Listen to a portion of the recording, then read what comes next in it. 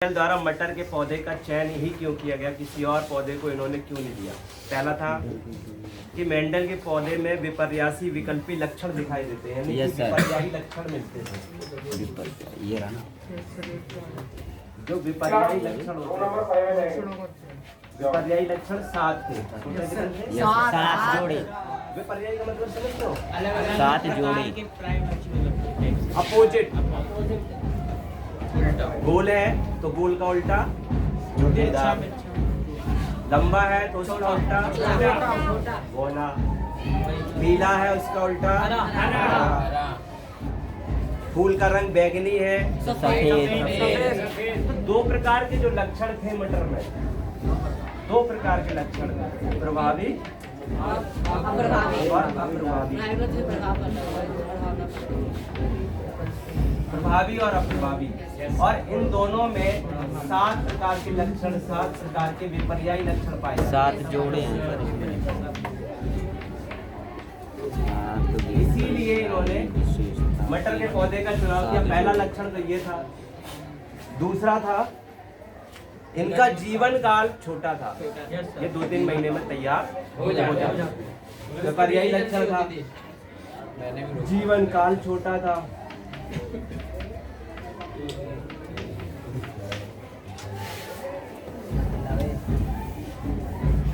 ये हमारा चिरकुट। मटर के पौधे का चुनाव।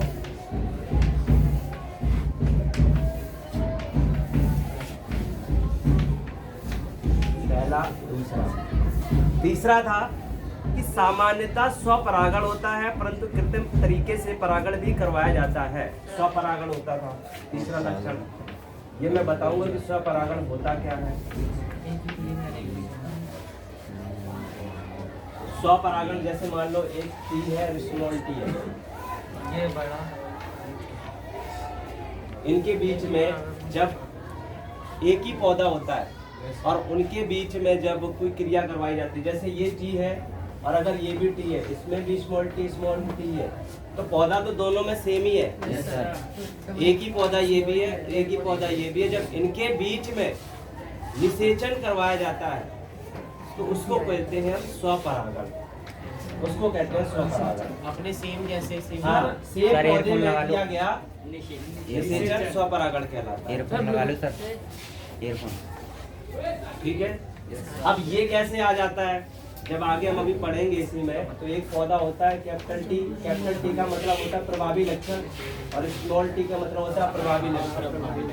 प्रभावी को हम डिनोट करते हैं कैपिटल टी से। उन्होंने कैपिटल टी लिया, कुछ और भी नाम ले सकते थे, ऐसा कुछ नहीं है। ये इतना दिमाग मत लगाना यहाँ पे, कुछ और भी ले सकते थे। तो एक कैपिटल टी हो गया, एक स्मॉल टी हो गया। अप्रभावी लक्षण, अप्रभावी का मतलब होता है बौना पौधा, तो बौने पौधे को अप्रभावी से दर्शाते हैं। ये बौना पौधा है स्मॉल, और ये लंबा पौधा है।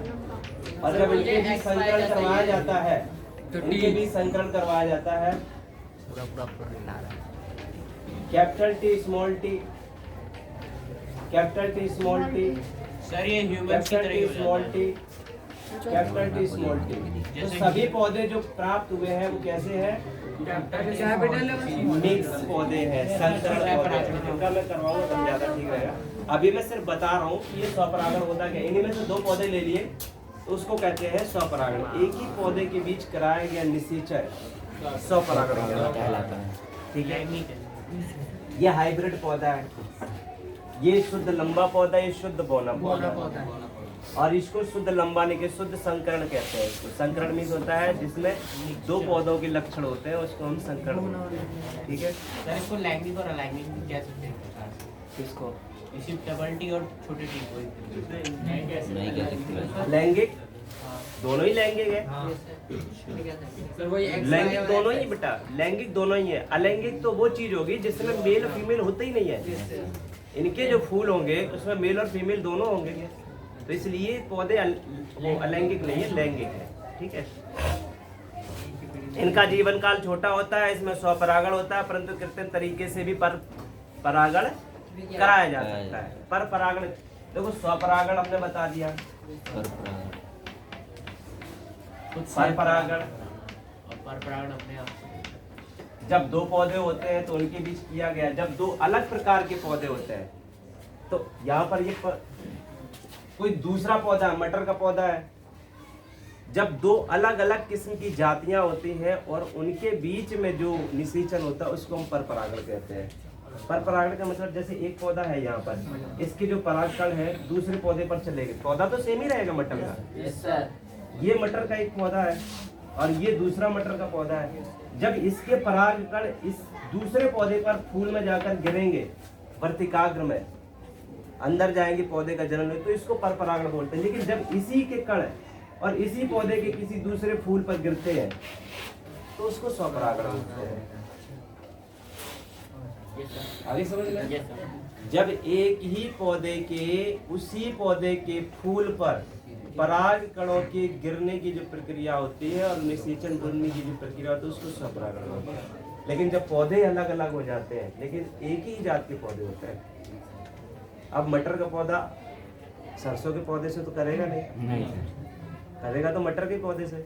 तो पौधे अलग अलग हो सकते हैं, उसको हम कहते हैं पर परागण। अब जब पौधे अलग नहीं होते, एक ही पौधा होता है, ठीक है। एक ही फूल में हो सकता है, इसी फूल में से एक ही फूल के परागकण उसी फूल के वर्तिकाग्र में चले जाते हैं तो भी स्वपरागण है। एक ही पौधे में भी कहीं दूसरा फूल है तो भी स्वपरागण है। एक ही पौधे में जो भी क्रिया होती है वो स्वपरागण कहलाती है, ठीक है। तो ये भी इसमें कंडीशन थी, इसमें स्वपरागण भी हो सकता था। दूसरा है पौधे में अनेक, एक ही पीढ़ी में अनेक बीज बनते थे, यानी कि अनेक बीज भी बनते थे। हाँ सर, एक ही मटर में बीज, अनेक बीज का मतलब है बीज झुर्रीदार भी थे, बीज गोल भी बनते थे। मटर का पौधा जब लेके आओगे तो कुछ पौधे ऐसे होंगे जिसमें बीज जो होंगे वो झुर्रीदार, झुर्रीदार का मतलब होता है वो ऐसे लगता है सूखे से हो। छोटे बीज भी होते थे, छोटे बिल्कुल, और कुछ गोल बीज होते थे, बड़े बीज होते थे। तो बीज दोनों भी प्रकार के पाए जाते थे। तो ये है लक्षण, विपर्ययी लक्षण 7 प्रकार के पाए जाते थे। 7 प्रकार के विपर्ययी लक्षण में बताते हैं बीज का आकार, बीज का रंग, फूल का रंग, फली का आकार, फली फूली हुई और पिचकी हुई, जिसको हम सिकुड़ी हुई बोल सकते हैं। फली का रंग हरा भी हो सकता है और पीला भी। जो पीला है वो अप्रभावी लक्षण है, जो हरा है वो प्रभावी लक्षण है। पुष्प की स्थिति अक्षीय और अंत्य, अक्षीय और अंत्य। अक्षीय का मतलब होता है कि कोई एक पौधा है, फूल यहाँ भी निकल आया, फूल यहाँ भी निकल आया, ये होती है अक्षीय। यहाँ भी फूल है, ये अक्षीय होता है, इसको अक्षीय बोलते हैं। यानी कि कहीं भी पौधे में कहीं भी जो फूल निकल आता है। और ये ऐसा पौधा है कि सिर्फ उसमें फूल यहीं पर निकलेगा, कहीं नहीं निकलेगा, सिर्फ ऊपरी साइड में, इसमें नीचे कहीं नहीं निकलेगा। उसको बोलते हैं अंत्य, आखिरी।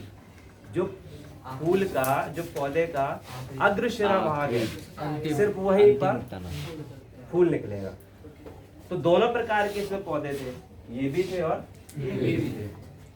तो वही है कि पुष्प, फली का रंग हो गया, पुष्प की स्थिति अक्षीय, ये अक्षीय और वो अंत्य है। तने की ऊंचाई, लंबा और ये 7 प्रकार के लक्षण है, अच्छे से याद कर लेना क्योंकि वो इनमें से भी पूछ सकता है, ठीक है। बीज का आकार हो गया, बीज का रंग हो गया, फूल का आकार, फली का आकार, फली का रंग, पुष्प की स्थिति और तने की ऊंचाई। और इसके बाद नीचे मैंने बता दिया है कि इन्होंने मटर के पौधे का ही क्यों चुनाव किया। अब आते हैं आगे, इतना आगे समझ में? Yes sir.